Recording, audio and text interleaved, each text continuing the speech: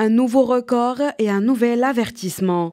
En 2025, les émissions mondiales de CO2 issues des énergies fossiles devraient atteindre un niveau jamais vu. Un signal alarmant alors que les dirigeants du monde entier sont réunis au Brésil pour la COP30. Selon le Global Carbon Project, ces émissions devraient grimper d'1% cette année pour atteindre plus de 38 milliards de tonnes de CO2. C'est 10% de plus qu'en 2015, l'année de l'accord de Paris, celui qui promettait de contenir le réchauffement sous les 1,5 degrés. Mais aujourd'hui, les scientifiques sont catégoriques. À ce rythme, le budget carbone mondial sera épuisé en 4 ans. Autrement dit, maintenir le réchauffement à 1,5 degré Celsius devient, selon eux, pratiquement impossible. Le charbon toujours en tête bat un nouveau record. Les émissions augmentent aussi pour le pétrole et le gaz. Les États-Unis, l'Union européenne et même la Chine voient leur rejet repartir à la hausse. Résultat, sur la trajectoire actuelle, la planète se dirige vers un réchauffement de 2,3 à 2,5 degrés Celsius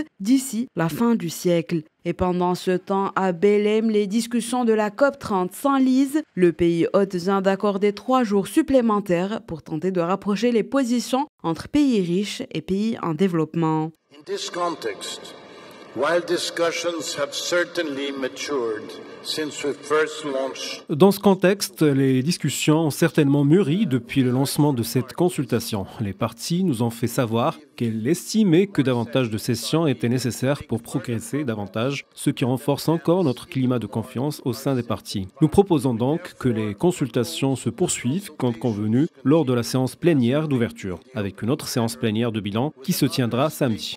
Stocktake plenary to be held on Saturday. Finances, commerce, ambition climatique, les points de tension sont nombreux, mais tous savent qu'il faut un accord. Car derrière les chiffres, c'est l'avenir du climat mondial qui se joue. Un monde à plus 2,5 degrés, c'est désormais la trajectoire annoncée et l'espoir, encore une fois suspendu, aux négociations de la COP30.